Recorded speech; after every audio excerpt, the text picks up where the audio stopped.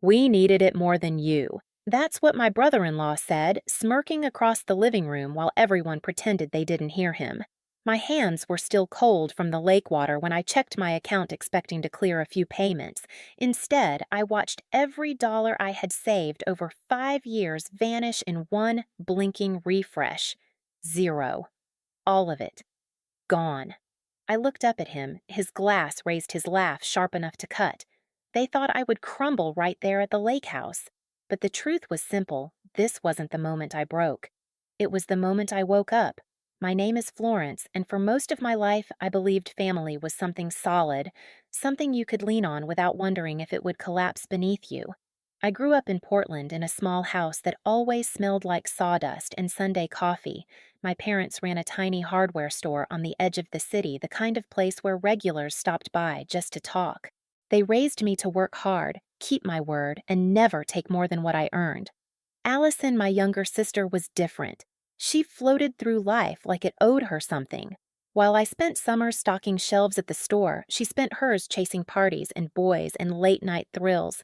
Mom used to sigh, Dad used to smile, and I used to cover for her, telling myself she just needed time to grow up. But time didn't give us what we hoped for.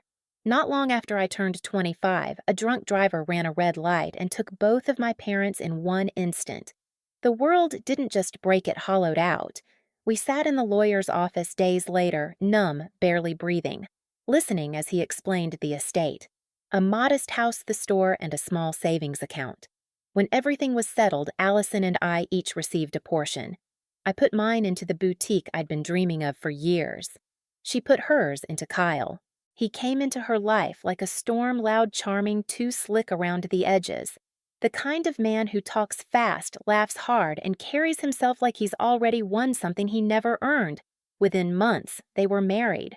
Within a year, Allison wasn't the same.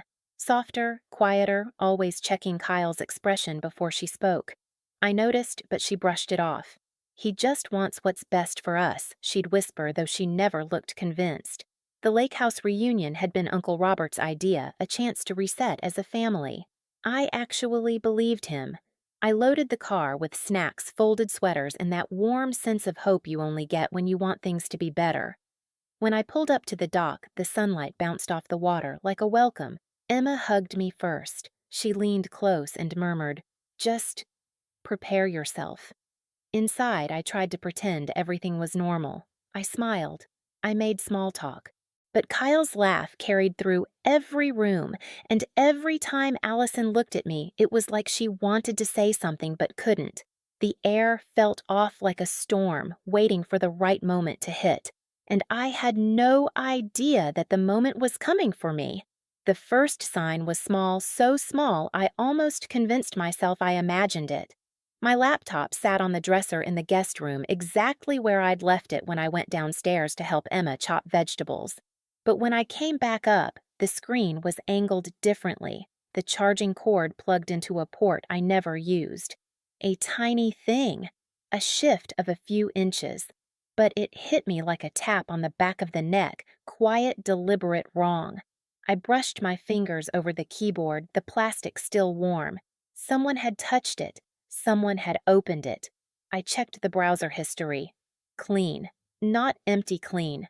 Wiped. I felt a prickle move up my spine. I tried to steady myself, telling my nerves to stop overreacting, but my instincts didn't listen. They whispered the same warning they'd whispered since I arrived. Something here is off. Later that night, while everyone played cards around the living room, I went to my phone to approve a routine payment for the boutique. Instead of the usual confirmation, I saw a red banner payment declined. I frowned, tried again, and got the same message. That was unusual, but I didn't panic yet. Technical issues happen. It wasn't until morning that everything snapped. Claire called while I was still half asleep. Her voice was tight, sharp, too controlled. "Florence, the vendor payment bounced again. And your account shows insufficient funds." My stomach dropped. That's impossible. But even before I opened my banking app, I knew what I'd see. Some part of me had known for hours. The screen-loaded numbers shifted, and then there was nothing. Not a mistake. Not a glitch. Zero. Every dollar I had saved for 5 years gone. I walked into the kitchen like a ghost. The smell of coffee, the chatter, the clatter of forks, it all felt distant, unreal. When I said, "My money's gone," the room fell silent. Uncle Robert stood up. "Gone. What do you mean, gone?" I held up my phone. "Transferred out overnight. All of it." Gasps, murmurs. Emma rushed to my side. Only two people didn't move. Allison staring into her mug as if she could disappear inside it, and Kyle leaning back in his chair, arms crossed, expression blank. "Did you call the bank?" Emma whispered. "I did." My voice felt hollow. They said the password and security questions were entered correctly, from a recognized device. A chill swept through the kitchen. I didn't look at anyone but Kyle. "You were near my laptop yesterday," I said quietly. "Were you in my room?" Allison's head snapped up. "Are you accusing my husband?" Kyle exhaled a laugh, short, smug, dismissive. "Maybe your little business partner messed up. Or maybe you don't know how money works." His tone sliced through the air. "Show us your bank statements," I said. "If you're so financially stable."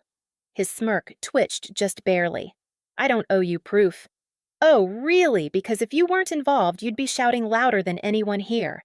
Allison's hands trembled. She wouldn't look at me. Kyle finally leaned forward, voice cold enough to frost glass. "We needed it more than you." The room erupted shouts, disbelief, but I didn't hear any of it. I just felt something inside me harden, settle, sharpen. This was no misunderstanding. This was betrayal, planned, personal, and precise. And it was the moment I stopped being afraid. I don't remember sitting down. One moment I was standing in the kitchen with Kyle's words ringing in my ears, and the next my legs felt too weak to hold me. My palms were cold, my breathing shallow, but my mind was suddenly the clearest it had been in years. Shock does that. It shatters the noise until only the truth remains. Allison whispered something, her voice shaking, but I couldn't hear her. My focus narrowed to the man leaning back in his chair, like he'd just won a game no one else knew they were playing. Kyle tapped his thumb against his glass, relaxed, utterly sure of himself. That confidence, so smug, so unearned, did more than devastate me. It woke something. I stood slowly, my legs trembled, but my resolve didn't. My fingers found the strap of my bag hanging over the chair. The leather felt cool, grounding. When I picked it up, Kyle's eyes flicked to the movement. Just a flicker, but enough. Trembling, I reached for my bag and said— I paused long enough for him to smirk again. "Then you won't mind what's coming next." The room froze. Even the hum of the refrigerator felt louder than anyone's breathing. Kyle scoffed and stood up so abruptly his chair scraped across the floor. "You're not calling anyone," he snapped, stepping toward me. Before he got close, Uncle Robert moved in front of him, shoulders squared. "Back off," he said. Calm, firm, the kind of voice that had settled decades of family arguments. Kyle laughed in his face. "Oh, please. She's being dramatic. The money's gone. Done. Buried. She'll never see it again." The look he gave me wasn't the look of a man bluffing. It was the look of a man used to getting away with things, the kind of man who counted on people staying quiet. Allison finally rose from her seat, voice cracking. "Kyle, please." He didn't even look at her. He grabbed her wrist like a handle and pulled her beside him, a gesture so quick and practiced, my stomach turned. I took a step forward. "Allison," I said softly, "what's really going on?" Her eyes darted to mine, haunted, trapped. She opened her mouth, but Kyle's grip tightened. "We're leaving," he barked. "Get your stuff." "No one is going anywhere," I said. My voice wasn't loud, but it carried. "Not until I get every cent back." "Or until the police get here." Kyle laughed, a sharp, barking sound. "The police. Go ahead. Call them. Tell them you lost your money." "What are they going to do? Hug you?" He thought this was still his moment. He had no idea it was already over. Because while he had been gloating, I had been remembering something he didn't know. 6 months earlier, after a hacking attempt on my boutique's network, I'd installed a quiet little security tool on my laptop. A tool that photographed anyone trying to access my files, logged keystrokes, stored device IDs, kept everything time-stamped, and if someone had used my laptop in the middle of the night, the evidence was already safe, already recorded. I pulled my phone from my bag. Kyle lunged, but Uncle Robert blocked him again. "You won't mind what's coming next," I repeated softly. Then I made the call. The call barely rang once before the dispatcher picked up. I gave my name the address of the lake house and the words ongoing financial fraud with a steadiness I didn't know I still had. Kyle barked out a laugh, waving his arms like I had just performed a comedy routine. "You're unbelievable," he said. "Calling the police because you lost your little savings. Go ahead, do it. Maybe they'll send someone next week." But even as he mocked me, something shifted in the air. A current, a tension, a warning. Maybe he felt it too because his smirk faltered not enough for anyone else to notice, but enough for me. I ended the call and slipped the phone back into my bag. "We'll wait," I said simply. Kyle swung toward Allison. "Pack your things. Now." She didn't move. Her fingers curled into the fabric of her sweater knuckles, whitening. "Allison," I said gently, "just tell the truth." Her gaze flicked between us between my steady calm and Kyle's frantic irritation. She opened her mouth, but he grabbed her arm again. "Don't say a word." Emma stepped forward. "Let her talk." Kyle shot her a look that could curdle milk. "Stay out of this." But for the first time since I'd arrived at the lake house, it wasn't me who reacted. It was Allison. She wrenched her arm out of his grip, voice breaking. "I'm tired, Kyle. I'm tired of lying for you." The room froze. Aunt Patricia gasped quietly. Uncle Robert's jaw tightened. Kyle stared at her stunned. Then, anger rose in him like a tide. "You stupid," he never finished the sentence. Because that was when the sound came, a loud, violent bang so powerful it shook the walls, rattled the windows, and sent a few picture frames crashing to the floor. Everyone flinched. Even Kyle. Emma whispered, "What was that?" But I knew. Deep down, I knew. Seconds later, the front door flew open with a force that whipped cold morning air through the hallway. Heavy steps pounded across the wooden floor. Voices followed. Portland police. Nobody moved. Kyle's bravado evaporated.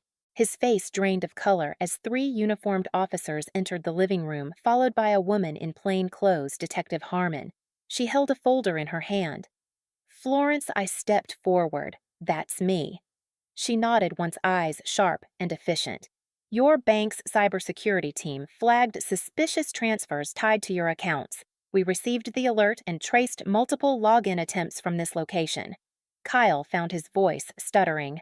This is a misunderstanding." Someone hacked us." Detective Harmon raised an eyebrow. "Interesting." "Because the login attempts came from a recognized device." Uncle Robert's eyes drifted toward my guest room. Mine stayed locked on Kyle. He swallowed hard.